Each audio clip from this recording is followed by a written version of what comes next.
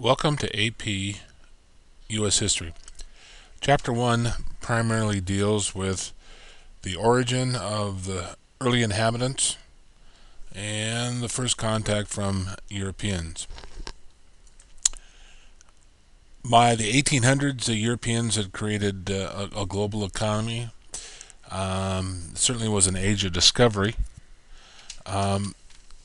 Portugal will be the first country in Europe to seek a way to India and Asia, followed by Spain, Great Britain,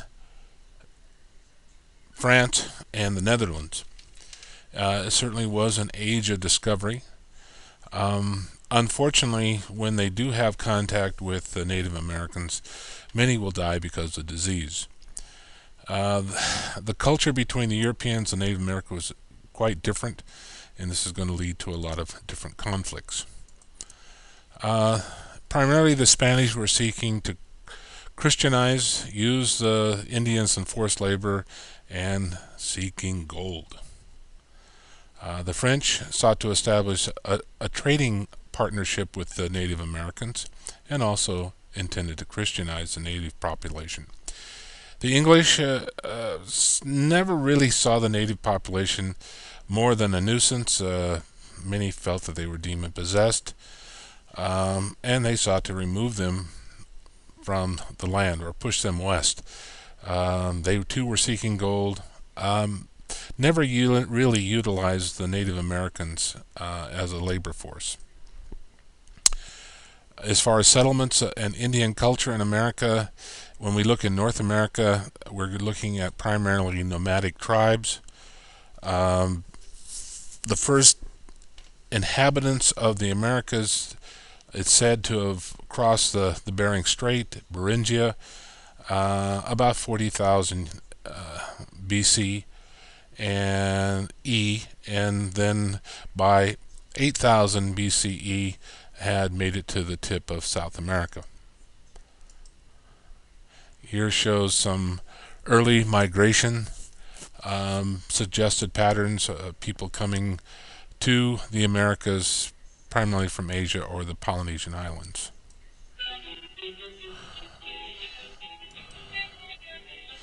Enjoying a little music south of the border. There were three primary permanent civilizations in the New World: the Incas, the Mayas, and the Aztec, and they're going to be located in Central and South America. In the northern parts of North America, there were certainly lots of different tribes speaking different dialects, having different religious beliefs. Between 4000 and 1500 BCE, you see permanent settlements being established in Central America and South America, and some parts of Southwest U.S. with the Zuni and the Hopi or Hopi. Some of the things that they grew: maize, tapioca, potatoes, beans, so forth. Maize and potatoes being a real staple that's going to be transported back to the Old World. These sedentary societies will develop pretty sophisticated civilizations. Incas in Peru and the Aztec and Mayas in Central America.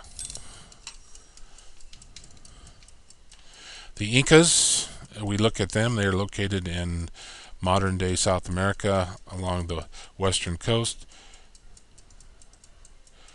Pretty sophisticated building with stones, no machinery to do this.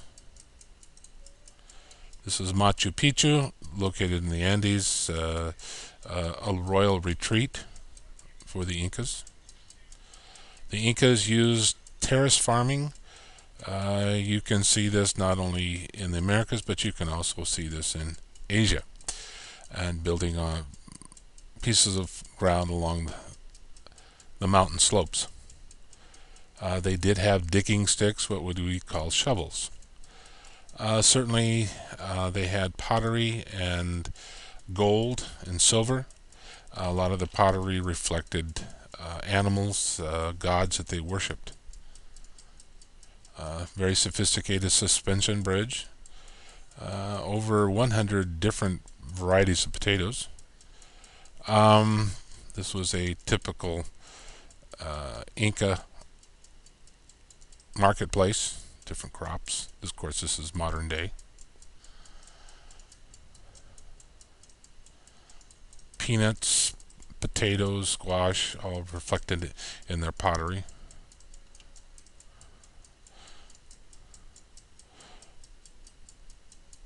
The Quipu was their database. It was a way of counting.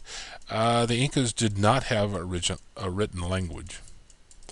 As with the Egyptians, the Incas were interested in mummification and the afterlife.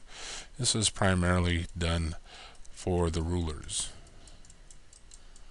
Here's some examples of pre-Columbian silver and art and gold work, which the Spaniards hauled back tons.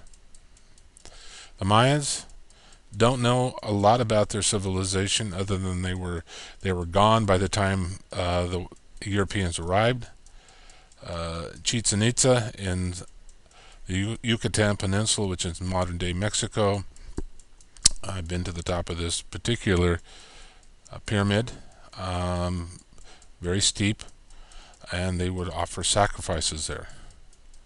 They had observatories in Chichen Itza, ballpark, where they killed the losers. Maize was a very important crop. It was a staple. They had underground granaries, and they built various temples and cities. They had a written language, the Mayan glyphs, and they had a system of counting. Here shows some of the Mayan glyphs.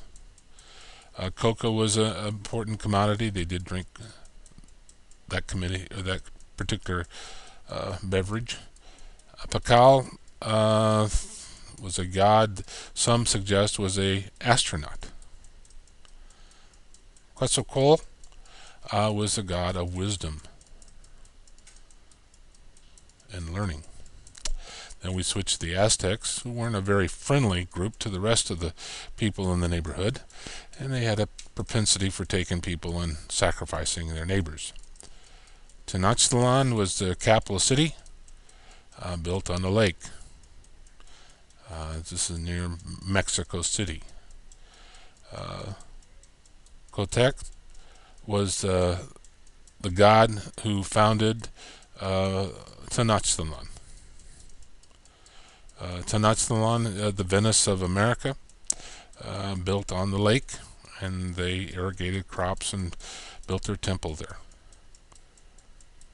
Chenapaz was these floating gardens that they raised 4 crops of maize sometimes. They did have a written language and mathematics and a calendar. This manuscript shows a history of the Aztecs. They were fierce warriors, and they did worship the sun god, and they offered human sacrifices. So, being a neighbor might not be that healthy. A pretty bloodthirsty group. Ripping out the heart, and cutting off the head, and throwing the body down the temple steps. The wall of skulls, I guess to commemorate the dead. Shows some of the Aztec gold, which Cortez will take literally tons back to Spain.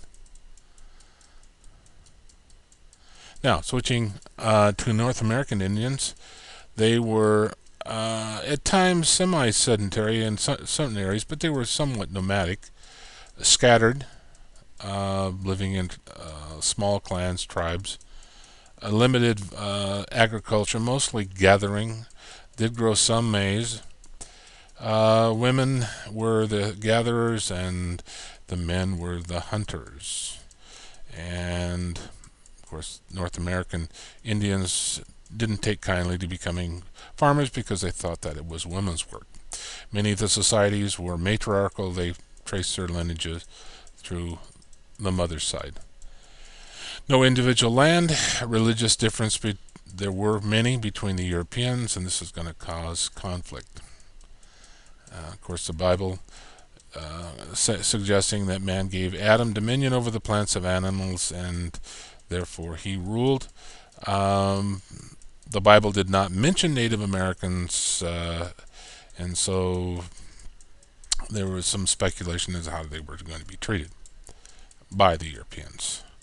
They see sacrifices a little different.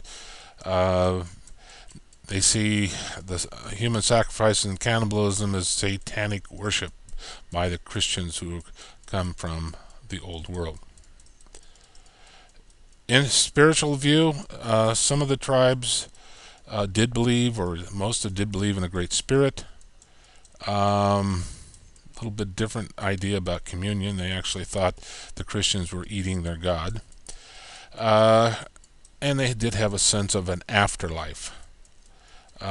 Differences in warfare. Europeans fought one decisive battle. The Indians fought numerous skirmishes, and it just went on and on. The Indians were adept at fighting guerrilla warfare. Europeans couldn't navigate that well in the wilderness, and they didn't make very good torture victims. Often white children were taken into captivity, and the Europeans didn't have any problems killing women and children. Now we're going to stop there, and we'll pick up the European explorers on part 2. And we'll stop there.